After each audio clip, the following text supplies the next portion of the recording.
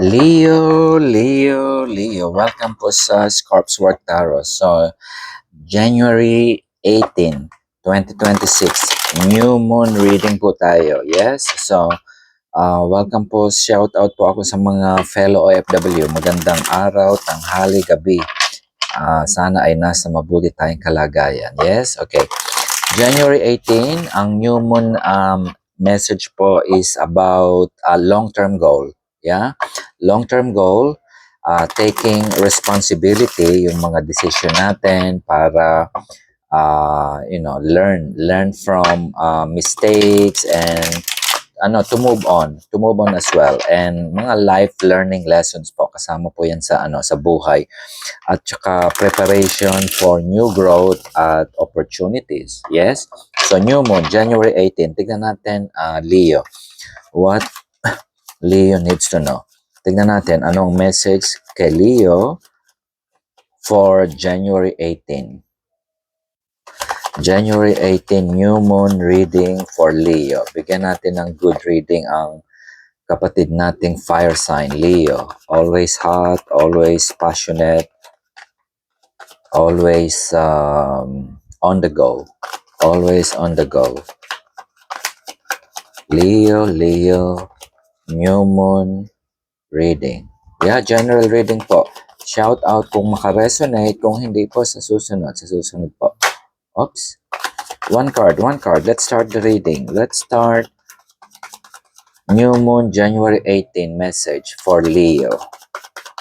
One card. Oops, lumilipad. Yeah, Six of Swords. So, moving to that direction, peaceful, quiet, meditation. Ayaw natin ang sakit ng ulo towards start of 2026. Yan ang gusto mong ma-fulfill. Yan ang long-term goal mo, Leo. Yes? We take responsibility kung ano yung kakahinatnan na nung patutunguhan natin, but we all only want that peace and quiet. Yeah? Lahat po tayo, gusto natin ng peace and quiet, walang problema.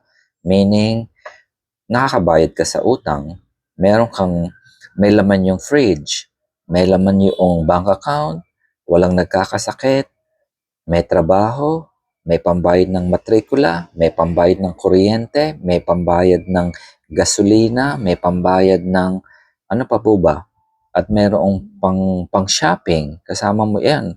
Yung mag-ina, kasama yung tatay, we're going to that direction. And that's what that is the long-term goal nitong si Leong nasa harapan ko. Yes? Nothing wrong. Nothing wrong. Yes? Ituloy natin yung storyboard. So, kung yan ang gusto ni Leo sa New Moon, i-manifest natin. Let's pray for that. Yeah? Okay.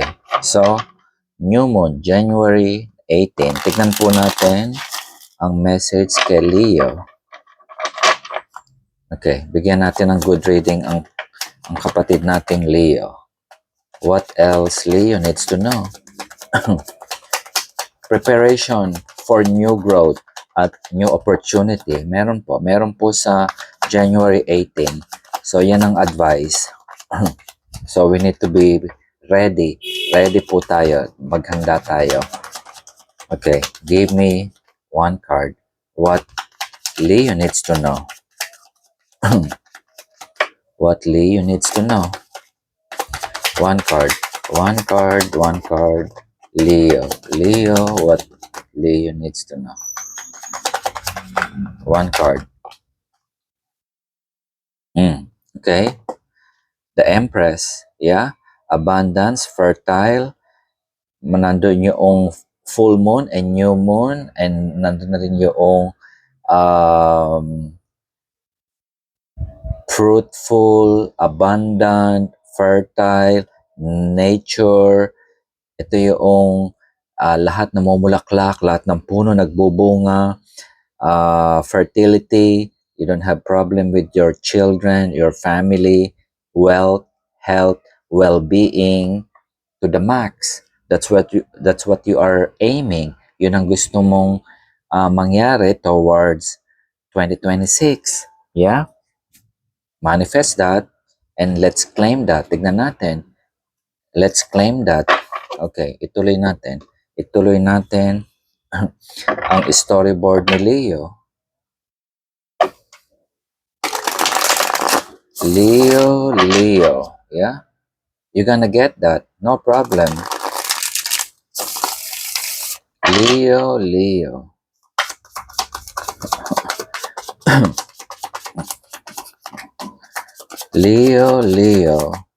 New Year. January 18, new moon. What Leo needs to know para ayaw na natin magsimula ng taon na kakaba-kaba. Yeah? Tignan natin yung blind spot ni Leo. Tignan natin yung blind spot. Blind spot ni Leo. Blind spot, Leo. What you need to know. Blind spot. What Leo needs to know. You're going to the right direction. Kung ano yung ginawang decision mo in the past, yes, you're working on it. There's no problem. You're gonna get that. Yeah, lahat po tayo yan ang gusto. You ended up something. Ten of Swords. Okay? Hindi ko na i-deep dive ito kasi natapos na ito. You ended up something, you're aiming for growth and expansion, no problem, you're gonna get that. Headache, yes. Painful, yes. Decision na mali, yes, it's possible, depende po sa sitwasyon natin, okay? Again, taking responsibility. We need to take responsibility kasi yun po yung magiging can make or break yung outcome. Yeah? So, taking responsibility kapag hanbawang you made the wrong choice, it doesn't mean you're gonna stop. Yes? So, ang message ng new moon is prepare for new growth. So, meaning, kapag natapos na yung cycle na yon, hindi nagwo-workout, hindi na maganda. Yeah? Iwanan na yon. Kasi there's an opportunity. Yan ang message ng new moon. Huwag tayong manatili doon sa sitwasyon na hindi naman makakapagbigay sa atin ng growth. Yeah? Papatungo ka sa growth, no problem. Ito yung minanifest mo, no problem. Ito yung gusto mong puntahan, you're gonna get that. Na-stuck ka sa problema, lahat tayo may problema. Huwag kang magstay. Yun ang sinasabi. Move to sa direction ng expansion mo. Okay? So, you need to take responsibility. Yeah? Walang tama, walang mali po sa desisyon. Ano lang po yan? Kailangan lang panindigan natin. Okay. Kuha ko dito sa isang card. Okay. Ituloy natin yung storyboard ni Leo. Bigyan natin ng magandang reading. Okay. Message po. Message ng new moon. What else Leo needs to know? Okay. Give me blind spot. Give me blind spot. Oops. Blind spot. Give me blind spot. Give me blind spot.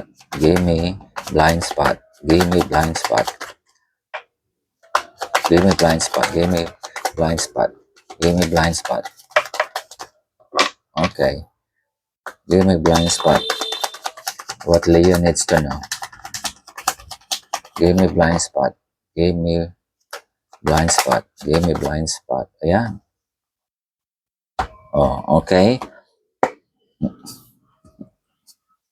Ang gaganda ng reading po ngayon.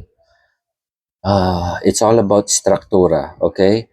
So, definition again, siguro napagod na yung mga tao for the last year na ang daming nangyayari sa naapektuhan tayo sa mga balita, sa mga kalokohan, nakakapagod po, di po ba? Yeah, ganun din po ako, maski na I'm sure maraming OFW na ginagawa lang yung trabaho, nag-abroad, kumita, magpadala ng pera, mag-ipon para sa magandang buhay, walang problema. Yun talaga yung gagawin natin. Nasaktan tayo, it doesn't mean susuko ka. Yes, Leo, it doesn't mean susuko ka. Bakit? Yung structure na hinahanap mo, connected with the people that you love, so this is disco time, party time, yeah? Happiness and celebration. You're gonna get that, okay? You plant that. Itanim mo yan. The Empress, Queen of Nature yan, okay? Nature. Um, Yan yung, sabihin ko na lang yung ano, noong kailan ba yun yung may bumagyong malakas, tapos they post a lot sa social media na iniligtas daw yung Northern Luzon noong tatlong big mountains or something, yeah? So that's nature, yeah? So kung totoo man yun o hindi, na nagpahina ng bagyo, nobody can answer that type of maski na science yan. Sabi hindi daw, sabi ng iba, oo, those kind of things. But that's how nature works, okay? Kapag yan ng nature, especially major arcana is showing sa tarot, normally I read it as a major shift. Wala tayong makokontrol diyan kapag bumagyo or kapag humina yung bagyo or lumakas ang bagyo, talagang babagyuhin. Yeah, that's nature. That's how nature works. We cannot defy. We cannot defy, but we can only wish na wag malakas or wag, something to that effect. Wag destructive. But this is a major shift na Leo needs to be prepared. And this positive shift is big, pero you need to get out of this Ten of Sword mentality. Okay? Paano ka na dyan? Patapos ka na. Patapos ka na. Now, take responsibility on maling decision in the past and move to this direction of expansion. Okay? Tapos, ano ko sa yung four of Wands na ito. Okay? Babalikan ko tong Four of Wands na yan. Ibabalidate ko. Okay. One more blind spot Leo needs to know. One more blind spot Leo needs to know. One more blind spot. One more blind spot. One more blind spot. Yeah? Oh, see? Okay? There is expansion. Very, katerno siya. Okay? So, Ace of Pentacles, nagpuno, it's nature, bunga, ibig sabihin, hindi mamumunga yung itinanim kung hindi ka nag-araro at hindi ka nagdumi ng kuko. Yan yung trabaho. Yan yung realistic ng buhay. Walang bunga kung hindi maghihirap po. Yes, kailangan natin yan. Kailangan natin kumayod at malaman at yun ang ipangkakain natin dun sa isusustento natin sa pamilya natin. Yeah? Para makabayad tayo ng bahay, makabayad ng kuryente. Yun ang inspirasyon natin na magkaroon tayo ng magandang buhay. Yeah. Health, wealth, financial stability, and more abundance. Nasa harapan mo, Leo. Ano yung kinakatakot mo? Lagay ko siya ulit dito. Okay? Trabaho, yes, may darating. Expansion, yes, darating. Four of Wands, 11-11. That's your higher purpose. That's your vibration vortex going up. Yes, connect it. Connect. Okay? Long-term goal, iset mo. Connect. Connect. Okay? Iano ko lang sa camera. That's your tribe. Yeah? Yan yung tribo mo na makapagpapalagod sa iyo ng kumbaga sa trabaho, yung trabaho mo ngayon, persevere, you're gonna get that reward. Always. Yes? Nothing is free. Wala pong libre. Okay? Wala pong libre. Alam ng mga OFW yan. Okay? Lahat pinagtatrabahuhan at kailangan utangin minsan. Okay? So, but the abundance is there. Yan ang sinasabi. Okay, bigyan mo pa ako. Bigyan mo pa ako ng blind spot. One more. Okay, Leo. Leo. January 18. Bigyan mo ako ng outcome. Give me outcome. Give me outcome, Leo. Yeah. Tarot is ano po yan, depiction ng life cycle natin. We win, we lose, we cry, we die. Yeah, it's a cycle. People live, we nasaktan tayo. So, and we go back again to the circle. Yep. So, but there's always the opportunity. So, okay. Tingnan natin. Another message. Yes, give me the outcome. Give me the outcome para sa Leo yung nasa harapan ko. Leo. January 18.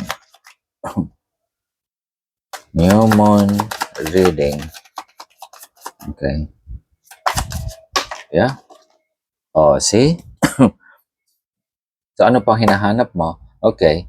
So, Ten of Swords, ano ka dito? I think you stay too long on this, element na nasaktan ka, pero minsan, ano lang tayo po, tao lang po tayo. Meron reason why we cannot move on or why we cannot pass this situation. Yeah? Ininanamnam natin yung nasaktan ako, ganyan, natatakot na akong understandable po. Pero the universe is telling Leo, okay, now, new moon is about long-term goal. Yes? Anong long-term goal mo? Kapayapaan sa pamilya, kapayapaan sa Pilipinas. Kung yan, if you plan that, prepare for new growth. Now, your personal growth, yung inspired action mo, you are dreaming. This Leo nakikita ko is very pa rin siya, very inspired ka, very inspired ka. Okay, naniniwala ka ba na yung punong ng santol, kung may santol ka sa tapat ng bahay ninyo, magkakaroon ng dahon by next year? That's nature. Yes? Hindi natin alam kung may ugat pa yun sa ilalim. Yes? Okay, but nature works differently. That's what I mean. Sometimes, yan minsan ng maybe may scientific explanation, but sometimes hindi natin nakikita how the nature works. That's how I can sense here, okay? What I can say is trust yung proseso po, okay? Because nandito na yung pentacle, yeah? Nagtanim, nagpagod, umani. Nangarap, nagtagumpay. Nagtrabaho, nagtagumpay. Nasaktan, you move on. Plant that intention, yung long-term goal mo, January 18, that's the new moon message sa'yo, Leo, okay? Huwag kang mawalan ng panghinaan, yes? Siguro, pumunta ka muna somewhere na you can get some time for yourself. Isa din to sa message na nakikita ko, go to nature, okay? Nature tripping, holiday pa rin po ngayon dahil kasi advanced reading ako, yes? Towards end of the year, go to your sa probinsya mo na somewhere na meron kang ma-enjoy mo yung nature and maybe you connect with nature. You might get something, refresh your mind. Sword is mental. Mind po yan. Stress tayo. Marami tayong utang na binabayaran na stress tayo at responsibility. Kasama po yan sa new moon message, taking responsibility. Pero it doesn't mean na susuko ka, mag-reset. Kasi ilalatag mo ulit yung January 2026 drawing board mo. Definition mo ng pamilya, masaya, magandang career at opportunity, nag-uumapaw, okay? You watch that full moon reading. Baka may message sa'yo, Leo, okay? mamumulaklak at mamumulaklak yan. That's what it means. Yung abundance, nasa harapan mo, and always have a new beginning. So may reward. May reward ka palaging darating. There's nothing na ginawa mo na unnoticed. That's what hear. I can feel. Okay? I-ano mo lang, i-connect to, sa nature. Very strong. Connect to nature. Okay? I, I, I think meron pang isa pa. Meron pang isa. Okay. Kuha pa ako ng isang message. Meron pang isa. Parang may sinasabing meron pang isa. Maybe I can get the outcome. Okay. Kulang ako ng isang outcome. Isang card. Okay.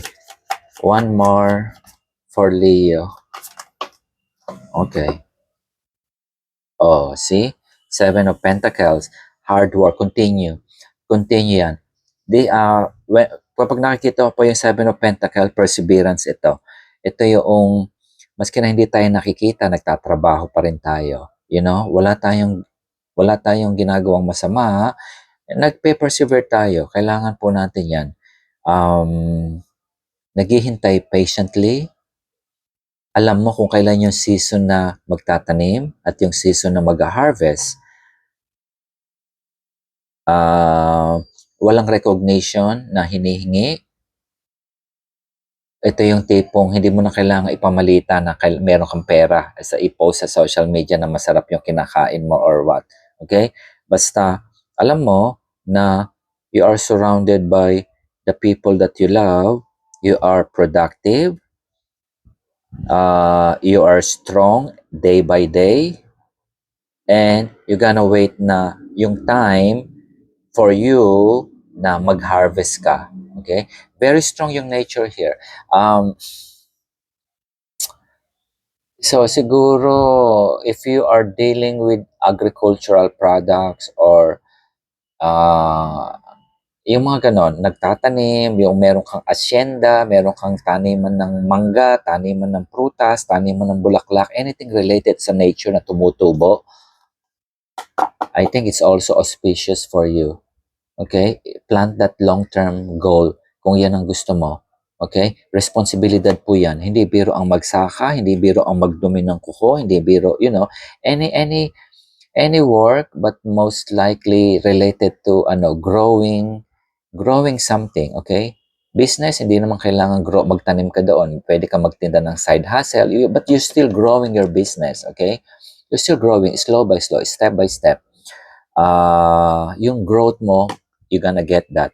January 18, you gonna harvest that. Yun ang sinasabi dito.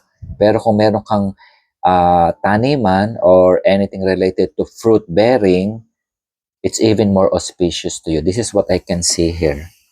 This is what I can see here.